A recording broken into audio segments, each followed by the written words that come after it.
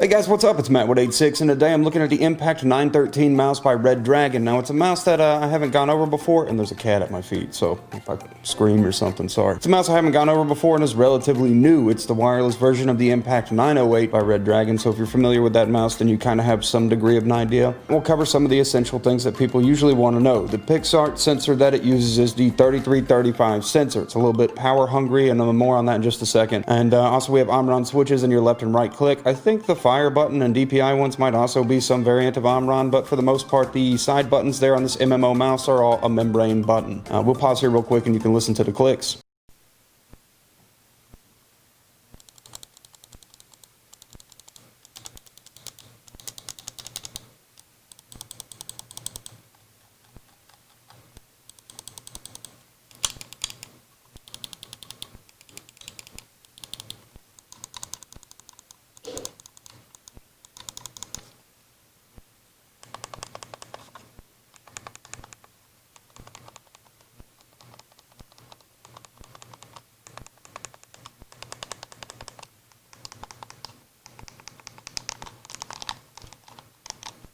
Wasn't that lovely?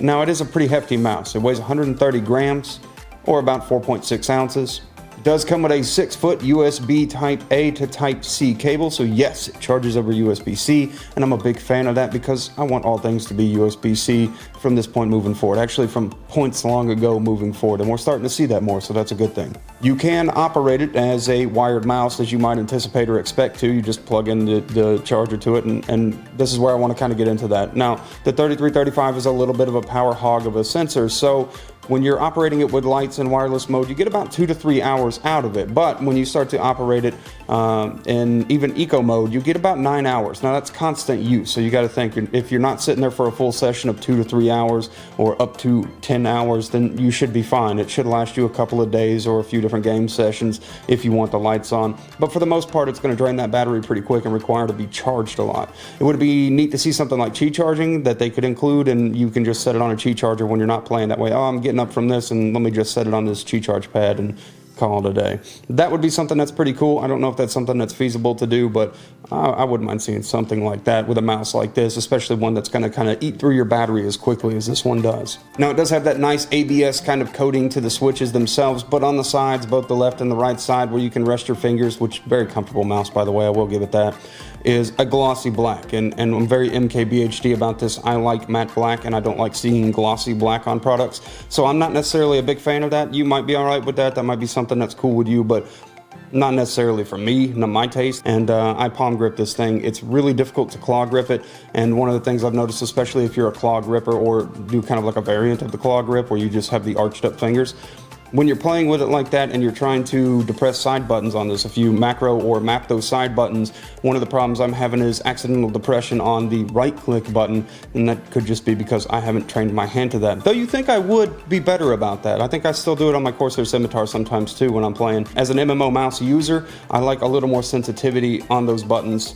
But on the side buttons specifically, where my thumb is, I'd like those to be a little bit more sensitive. They are a little bit on the stiff side and require some actual force to depression, which oftentimes causes me to move the mouse or to click accidentally, and I don't really like that, but you know, that could just be me. One quick note too, when it is in wireless mode, if you don't use it for about 25 seconds, it does go into kind of a power saver mode. On the bottom, optionally, as I mentioned earlier, you can set it to eco mode, which is wireless mode without the RGB lights, to save some extra battery as well. The RGB on the mouse is actually pretty well diffused. I didn't notice any hot spotting when looking at it, which is good quality improvements from Redragon stuff in the past where you kind of get that hot spotty lighting. These are actually really well diffused and it looks nice. Not that that's a performance thing, but as a visual aesthetic thing, I think that that's a cool bonus benefit plus to just have that nice diffused light, and it looks a lot more professional that way too. Now, the PixArt 3335 sensor does have the ability to go up to 16,000 DPI. It's pretty high DPI, but you can go into the software and adjust your different DPI settings and kind of bring it down some. I don't know anybody that plays that high, but the option ability to do it is there. Also, the DPI indicator on the mouse I thought was pretty cool too. It's a little bit of that speedometer type thing where you have to look down and double check where your DPI is, but it's pretty well done because you can use the up and down DPI buttons to swap through it, and you've got the 4-light indicator to tell you whether you're on your lowest one, your mid one, your higher mid one, and your highest one. Now, the software for this MMO mouse is a little more evolve. There's a little bit more you can do in there, anything from setting macros, assigning different buttons, assigning like alternate clicks, like shift click something in order to execute a specific task that you're trying to do with the mouse. So there's a lot you can do in there. Now the color functions are pretty simple. It's a breathing mode, an off mode, a static color mode, and then just the neon glow mode. So there's not a lot of color options with the mouse, but most of what you can do in the software with the mouse is pretty impressive. You can go in there and really actually customize this one pretty well. Now I only used it a few times playing Sea of Thieves, so not a super intensive game, not even really an MMO type game, but you know, using it to play Sea of Thieves, and I didn't really have any problems with it. It does feel a little bit jumpy at times, like not quite as, I don't feel like it's as smooth as my Scimitar mouse or as smooth as the Logitech G703 mouse. It's really kind of like, for the most part, but for 50 bucks, if you're looking for an MMO mouse, a wireless MMO mouse at that, it might be a good option for you, something worth checking out.